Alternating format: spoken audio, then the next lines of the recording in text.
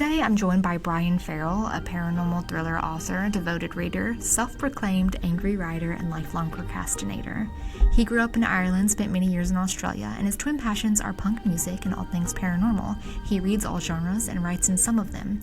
He has a debut novel, which we'll be talking about today, How to Contact the Living, a darkly comedic paranormal thriller. He's also the author of a novella titled Ma, and an upcoming short story collection, which we'll be hearing a little bit more about, that comes out in October 2026, titled 13 Stories. All right. Hi, Bryan. Thanks for joining. I'm really excited to talk to you today. I feel like we're very similar minds. Thanks for having me, Emily. I'm very happy to be here. Yeah, of course. So you have a book out. Would you categorize it as a supernatural suspense? Like supernatural suspense, or I suppose I more commonly say paranormal thriller, just because I think sometimes the supernatural suspense, not necessarily humans, but bots and algorithms can kind of put that into paranormal romance or supernatural romance if the suspense. So paranormal thriller is what I go for, but supernatural suspense is, as far as I'm concerned, correct as well. Just I wouldn't say that to Amazon. Absolutely. And I've heard people say, I think I heard Nat Cassidy say this, is that Stephen King actually describes his books as suspense rather than horror too. And, paranormal also kind of gets lumped into the generalized horror category. So I wanted to be informed before we talked about. Oh, thank you. Yeah. So speaking of your book that is out, How to Contact the Living, I wanted to see if you could tell us what inspired that and give us a brief synopsis. Yeah, sure. So I guess I might start with the synopsis because I tend to ramble. So when you say the word brief, it's probably best to get me at the start when I'm strongest. Yeah. Excuse me. So brief synopsis. So How to Contact the Living is like a darkly comic paranormal thriller or supernatural suspense. And it's about Will, a paranormal investigator who teams up with the ghost of murdered police detective Owen Hoth to solve the case that essentially killed Owen, involving a serial killer known as the Cherry Tree Killer. So I tend to be drawn towards supernatural stories that have a mix of horror, humor, and heart, as opposed to just hardcore splattery horror. So I was kind of going for that with this. I guess if you think of someone described it back to me as the Patrick Swayze Demi Moore movie Ghost if someone remade it as like a buddy cop action comedy. So it's somewhere along those lines.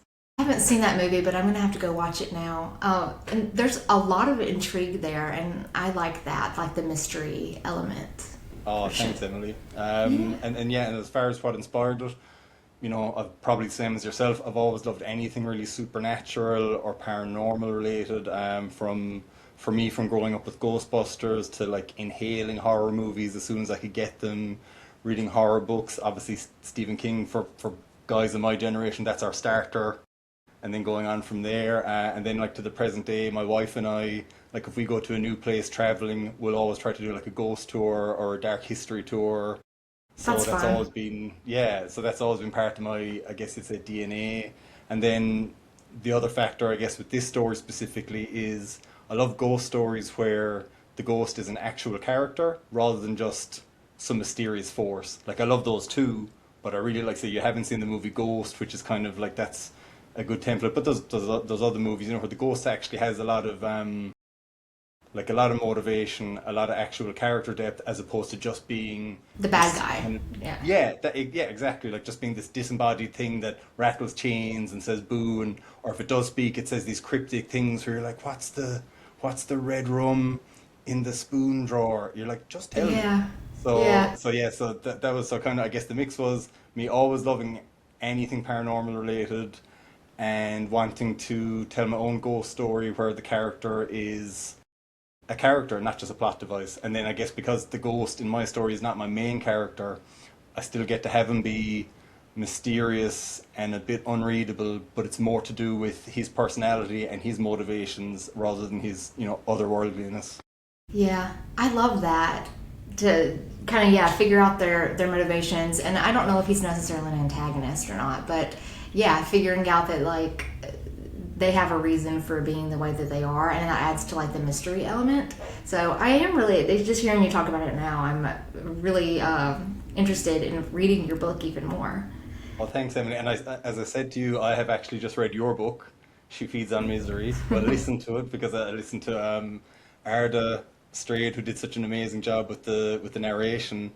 And honestly, like very like you said earlier, like you think we have similar minds. Some of the tone, I was like, Yeah. this I is was getting li- I was listening to you and I was like, so I think there's always like if you were to do something again, you would maybe do it a little bit differently. And I'm like, man, I know about Sasha's lore, but I wish I would have went into Sasha's lore because yeah, it's a fun read. It's entertaining.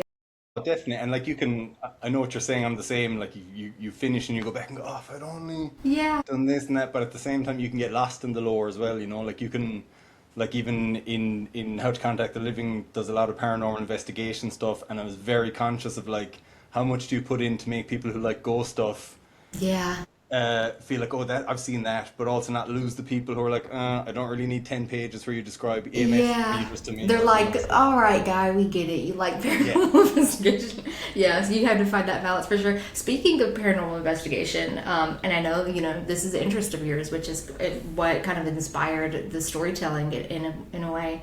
Did you find yourself consuming paranormal investigation TV shows or doing PI, like you're paranormal investigating yourself during the creation of this book, or was it something that you kind of already had stored? Like, how did that work?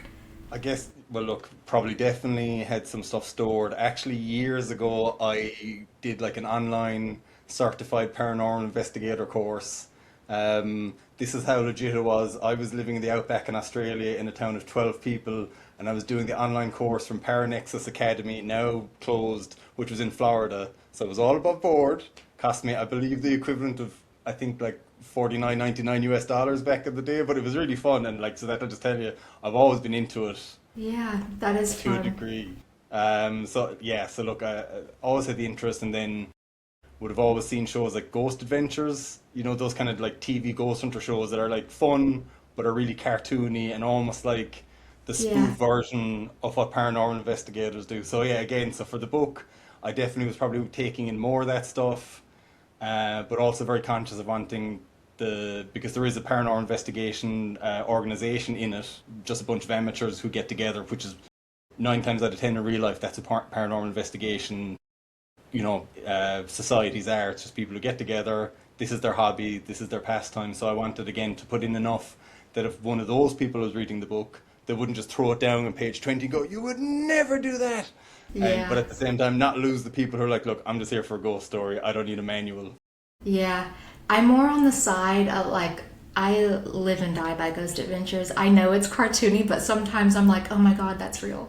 And then my husband is sitting next to me and he's like, you seriously believe this? And I'm Uh, like, Sometimes, I don't know." no, and honestly, like, and the thing is, because it's almost like they're a movie in themselves, because they do overreact to things, and Yeah. like, you hear a door slamming, and then they replay it with subtitles saying, "Get out, you are Yeah. cursed now," and you're like, I don't think that's what it said. But I by the know. same token, you're like, well, if there is a ghost there, those are the guys who won't actually realize it. Like they'll haplessly be running around pretending there's ghosts, and there is ghosts, because oh yeah, Yeah, it's great TV. absolutely. Yeah, I hear it sometimes. I'm like, how did you get that translation from it? But okay, I'm here.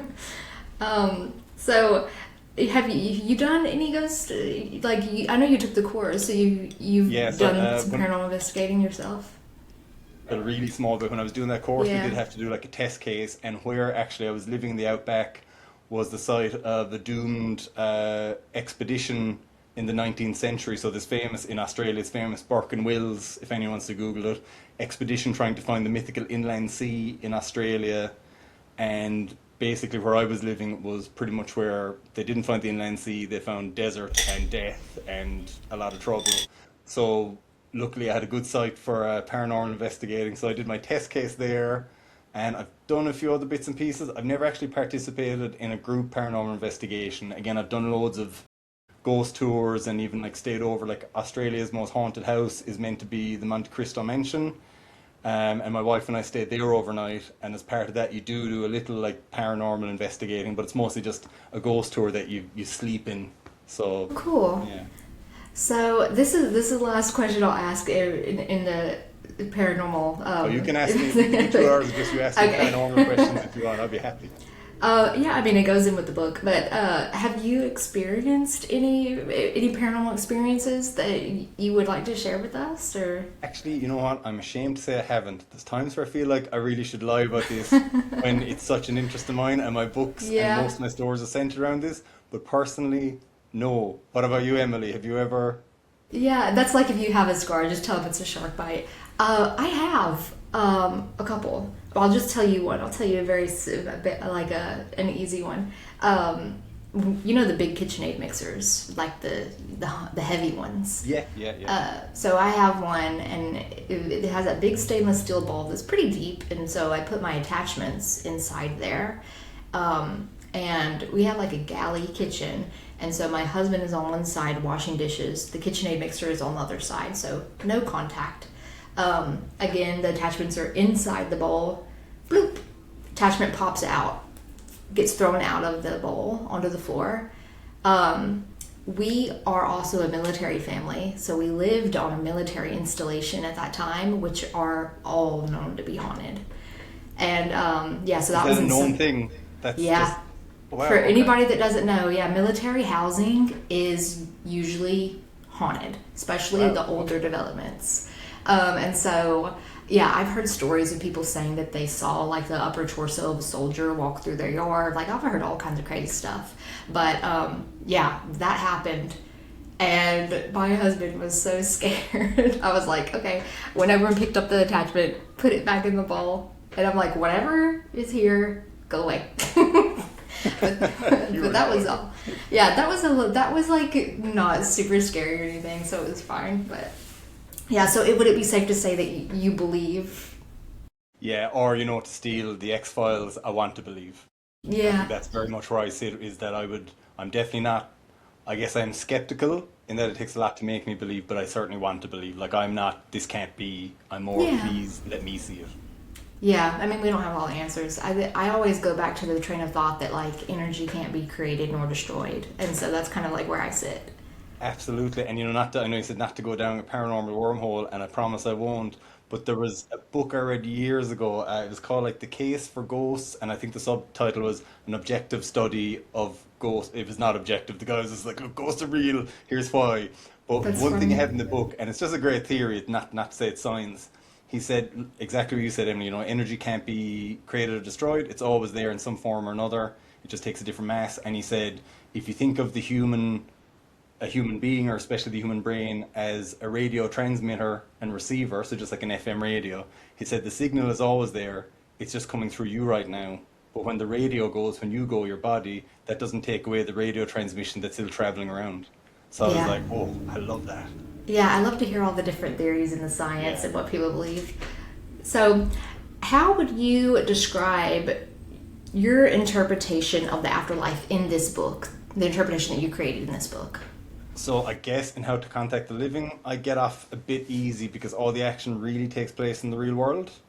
But I would say, like, personally for me, so my father died when I was really young, and he was really young, so I would have been 2, he would have been 29. So, not that I realized it at the time, so, when I was growing up loving Ghostbusters, Scooby Doo, Are You Afraid of the Dark, Goosebumps, etc. I think because like this is one of those things where where they say you write a book, don't try and write themes; they'll come out in the course of the book. And like a life, like I don't think at the time I was thinking I want to believe in ghosts because my dad might be one. But certainly looking back, I think I always had a subconscious motivation to believe in the supernatural and the afterlife, or to want to believe that there's more going on right now than what's just in front of us. So, and because I'm not religious, I'm not particularly spiritual, so I think my wanting to believe has always come out in me as a person, and through my fiction as the idea of our disembodied spirit having some agency after our body dies. So I can't say I'm a true believer. As I said, I've never had my own ghostly experience. But for me to make it believable to myself, my imaginary interpretation of the afterlife is, for better or worse, kind of grounded in our reality, rather than any like celestial or mythical or religious plane, if that makes Yeah, sense. I like that answer, and yeah, I mean that's very self-aware of you. And actually, I think that makes it more believable that that you wrote it that way. Yeah, but Abs- look, and everybody's different, and like even I saw in your book, Emily, yours is quite similar. Like it's really, you've got this. no spoilers, but you've got this demonic entity, but it's very much like I've never been to New Orleans, and I was reading the book on like I just want You to go would to New love Orleans, it. like 'cause it's very grounded in that. You're not kind of sometimes, and this can happen to me a little bit with like folk horror, especially, which I do like in small doses, but if it gets too psychedelic, too out there, too where they're like in this cloud-filled place where there's no up or down, I just lose perspective and stakes and weight. So yeah, I'm very much just I kind of it's always grounded for me in our world, and then the ghosts are coming into it.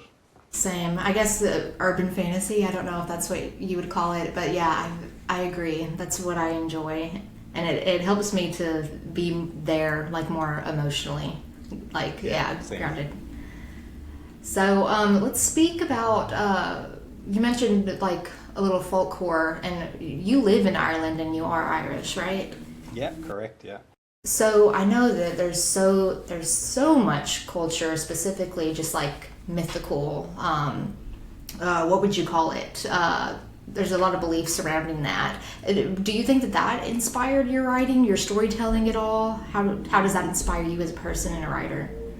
Well, look, it definitely did. It's not something that always comes out explicitly in what I'm writing because I don't really. I've got maybe one or two short folk horror mythological type stories, but it's you can't not. It's over here growing up like you're kind of not to be too descriptive. You're kind of soaked in the mythology and the folklore and that. So it really comes out. And again, like a big thing over here is, I mean, and this I shouldn't say over here. This is if you look at kind of folklore, folk mythology across most countries, it's really tied into the land and the people and the relationship between the two. So, so much of Irish mythology, like we have the Ishi, which is like you could say the fairy folk, the little people, and that's leprechauns, but it's also a whole other like plethora of these mythological beings. And they're all kind of tied to the cycles of life, the seasons, the land. So they're inseparable, you can't really pick one up. And I mean, I know you could make, well, and look, Leprechaun like a horror movie or like a horror movie about a banshee, and they're really fun, but they're really in the mythos they really serve specific functions as a greater part of the whole. So it's you can't. I think if you're from anywhere really where that's part of your growing up and your storytelling, it's always going to be in you. Even like a lot of Irish mythology, the folklore, they're tricksters and they strike these terrible deals, and that's very like as you would know, Emily, like that's very also like supernatural crossroads demon type of stuff. So you really like even if I end up writing something with a supernatural crossroads demon on some interstate in the US, there's definitely some small part of my brain going, that could as easily change that into a leprechaun in the woods in Ireland making an equally terrible deal with someone. Yeah, so yeah, that makes sense. Like subculture or subconsciously, it's always there. I mean, it's rooted into you've been raised, and so and it also like it what's the word I'm looking for? It always translates to like a lesson, and I feel like in a lot of supernatural stories or books in general, kind of it's always a lesson too.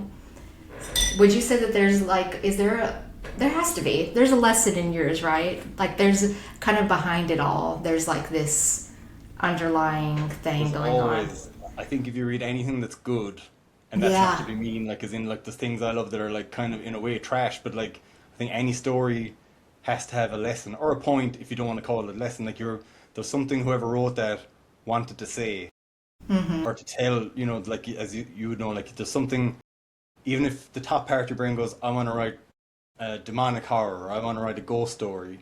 As soon as you start writing and things start happening, you realize, like, again, you might not realize at the time, but you're like, oh, I'm also talking about this, or yeah. I'm also talking about that, or the lesson the main character has to learn, or the main character's never going to get this if they can't get over this. And like, and look, mythology, folklore, like so much of it is tied into, don't, don't chop down those trees, Yeah, don't move those rocks because they're serving a structural function over there. But people don't listen to that. So you have to say, those rocks are cursed. And if you touch them, exactly. And I think that's why I love this genre that you write is because they're fun ways to show those examples. So you've kind of mentioned this already, some of the inspirations when you were younger, but can you remember any early horror media that left an impact on you? Yeah, well, look again. Ghostbusters is the standard middle-aged white guy answer, so I can't deny that.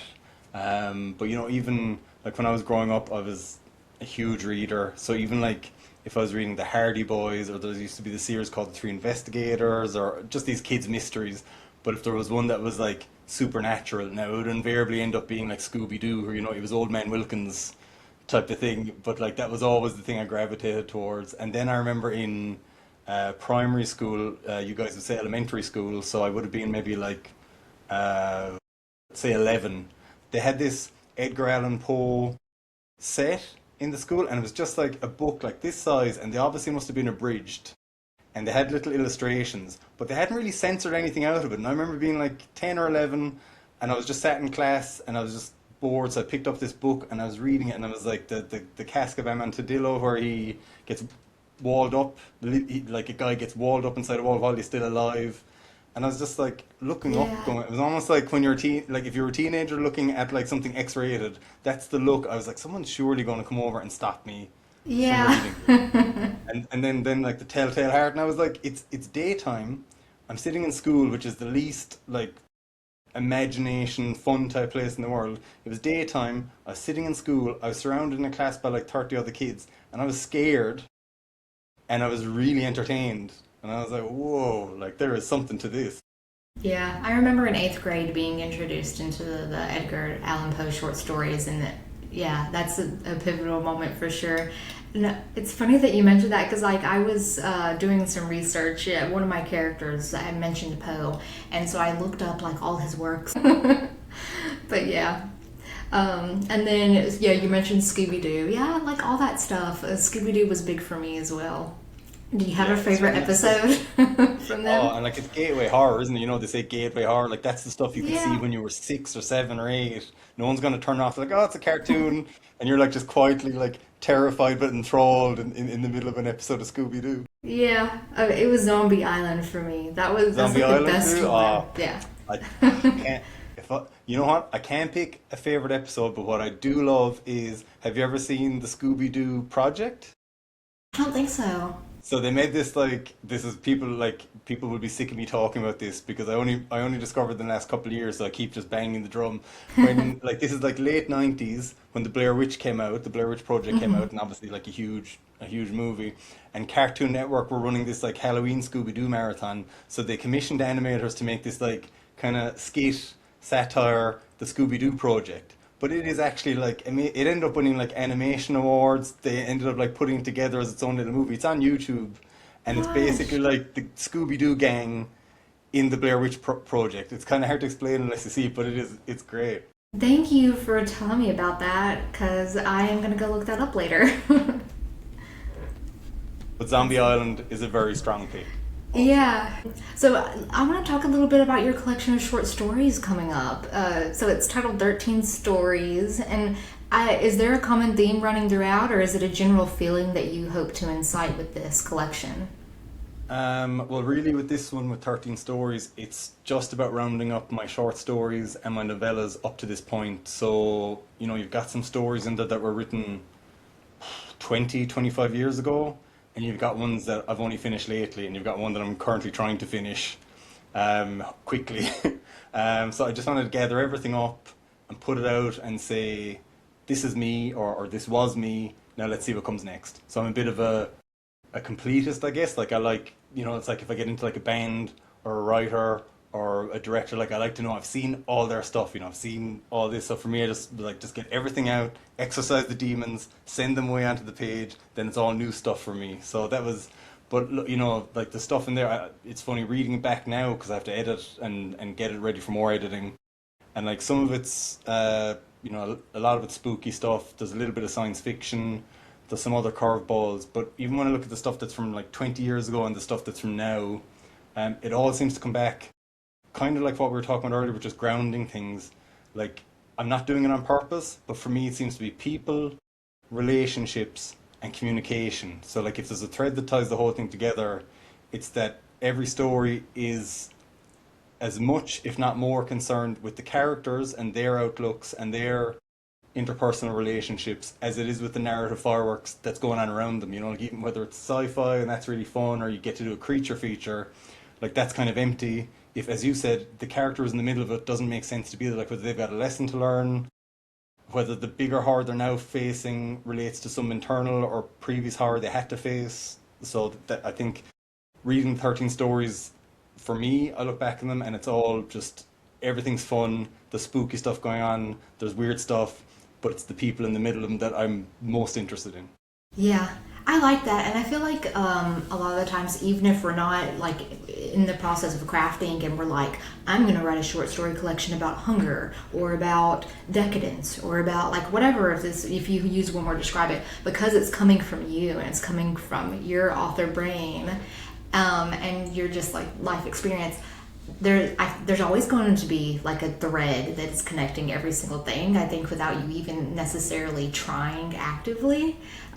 So, yeah, I read a short story collection recently by Eliza Clark called She's Always Hungry. And I loved it. I thought it all made sense. But I couldn't compare two stories and be like, oh, I see how you know. But yeah, it made sense because it was all from her. I know, but I agree. That's it exactly. Like I've read short story collections. Like there's a guy T.C. Boyle who's kind of more like a literary writer, and he had a short story collection. I think it's called After the Plague, and the same thing. In one sense, you could take two stories out of the book and read them and think this can't be the same person because they're different genres, such different character voices. But when you know they're the same person, you look at them and you see the similarities. You know, you really see, Yeah. okay, yeah, it's as you say, it's been filtered through the same brain. It's just then going into these different pools. Mm-hmm. Yeah. Is there a release date for this? It's going to be October. It's probably going to be October 8th because I'm superstitious, and that's the date that I released my last two books. So I'll probably aim for October 8th, but definitely October this year. Okay, perfect month to release something like that. It's actually, honestly, might be a little late. I might be better for marketing if I release in September, but at this stage, I'm like, no, the whole ship's Yeah. going down. If I release it in Yeah. September, it can only come out in October 8th. Even my wife, I was saying to my wife, I might bring it out in September this year, and she just gave me like that wifely look. She was like, you're not bringing it Yeah, out. you started a thing, so now you have to keep it Yeah. going. October 8th. I do the same. Like, I have like a book that's, and I'm not creating a lot of hype around it. It's just like, it's the first book that I wrote. It's a mood book. It's like reminiscent of the Vampire Diaries. But, so like, vampires, obviously. So my husband was like, you need to release it in October. And I was like, no, I think I need to get it ahead of the curve and like to set up for that. So I'm going to release it September 1st. Yeah, and see, that's clever. That's But smart. but yours is too. And like if I pick up a collection of short stories, I'm zooming through it. So early October, that's perfect. That gives me the month, and it's like the perfect timing. Fingers crossed. That's the plan anyway. If there is a plan, that's the plan. Yeah. All right. So let's see. Oh, this is a fun question. What is the last book that you read? If I'm allowed to cheat here, because I'm normally reading three books at once, because I normally do audio, Kindle or ebook plus physical book. So last audio book was actually yours. So that's She Feeds on Misery by Emily Vale, narrated by Arda Straight. Highly recommend.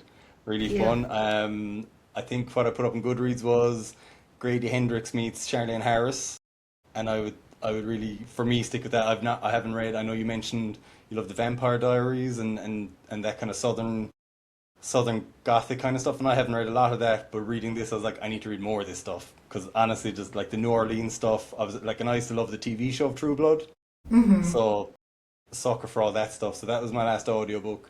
The last physical book I read was one called Horror Hot Takes. It's hard for an Irish person to say that. Horror Hot Takes by Aaron Doyle, who is actually he's an Irish guy who hosts a horror podcast. But Horror Hot Takes is basically like a little book. It's really short, just his essays defending different like much hated horror movies, or like little things like why Jurassic Park is really a horror movie, why the Blair Witch sequel is much better than anybody remembers. So it's good. It's because when you hear Horror Hot Takes, you kind of picture like a dude bro podcaster like telling you why like this is terrible and this is bad, but it's actually these like really well written essays just defending these movies and speaking about them so eloquently, you're like, I'm going to rewatch that because I must be wrong because no one can write this well about this movie and not have it be a masterpiece. So that was my last physical, and then my last Kindle was 80s Ghosts by V.S. Lawrence. Have you read anything of hers? I haven't, but I saw that she came out with summer. Oh, what was it? It was a summer camp, or Yeah, it was a slasher one. yeah, with friends like these is the Yes, summer yes, camp yes. slasher one, and she is like for someone like you, just based on the stuff you like and the stuff you write, which again similar tones to me. Like I think you would, she's so good. Like she is like the kind of indie author that if you didn't know she was an indie author, you wouldn't know. And I'm not. That's not to take a I crack know on what you mean. Yeah. you know what I mean? But like, as you know, you're probably the same as me. You probably just because you're in the community, you'd read a lot of ARCs, you'll read books for research, and sometimes, and I say this with love, sometimes indie books are very clearly indie books. Yeah. But and you know the goal is to not have your book look like that. The goal is to have a stranger be able to pick it up in a bookshop and say, this could be from any, have them not think about it. But V.S. Lawrence would be an example. I think she's based in Utah, I want to say, but like 80s Ghosts is like found footage mixed with like a kind of 1950s high school Back to the Future stuff. With friends like these is like you said, summer camp slasher type stuff. She's also got one called Chalupa Cabra Y2K, and it's literally like a food based creature feature type thing, and you're like, this is going to just be too stupid to be enjoyable, and she makes it work. So Yeah. that would be a big recommendation for me. Thank you. Yeah, I follow her, and that's the Friends Like These. That's definitely on my TBR. I know she came out with the audiobook on it recently too. And then you mentioned horror hot takes. I am very intrigued by that. I'm going to go listen to that. I actually wrote it down. But that takes me to like a conversation that I was having recently with someone. We were talking about like, what do you think horror is? And they were saying that they think of like Saw and Texas Chainsaw Massacre. And I'm like, it's a little bit more nuanced than that. Like we were just having a conversation. Like it doesn't mean that you have to like people have to be murdered brutally or like anything. There's so much more. So yeah, I love that type of like explanation and conversation.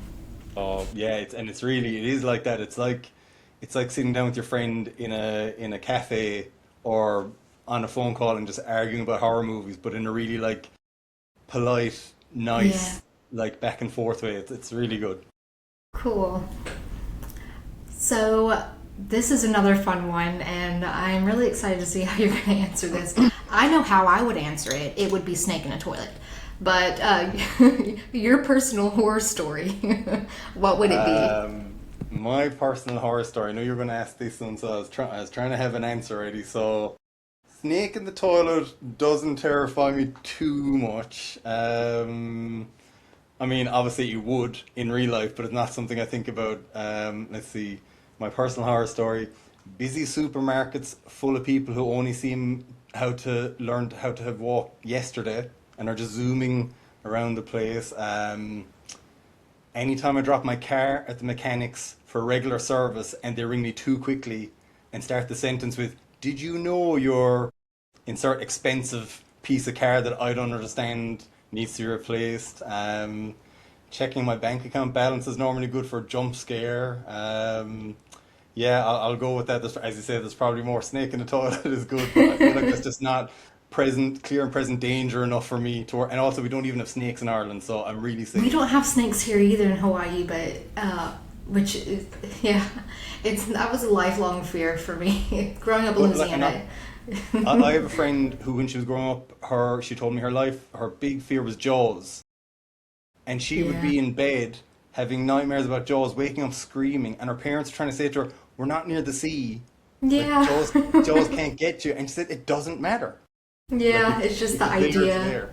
Yeah, that's what my daughter, she's 7 now, but like a year ago, we would go to the swimming pool and she'd be like, "Are there jellyfish in here? Are there sharks in here?" And I'm like, "No, baby, it's a swimming pool. Like, they can't get in here." It's so funny because, like, yeah, we said there's no snakes here, but still, I'm like, I look at the toilet before I sit down. But there's the grocery store that I go to, that's real. You would hate it.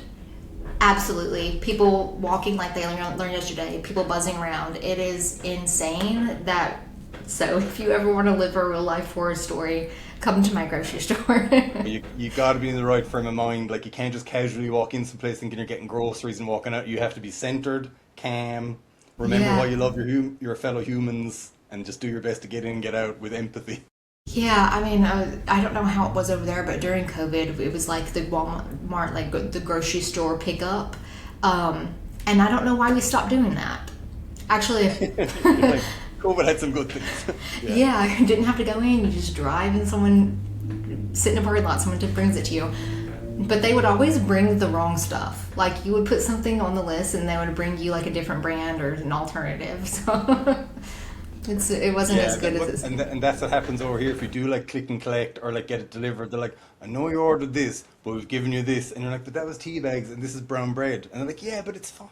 So that's another horror story. Yeah, that's a So, whole other, that's a spin-off. yeah. All right. So this is a question that I ask everybody. What's something that brings you joy right now? I will be specific and I will say my wife and I took in a stray cat about just over a month ago, Addie, which is short for Adelaide.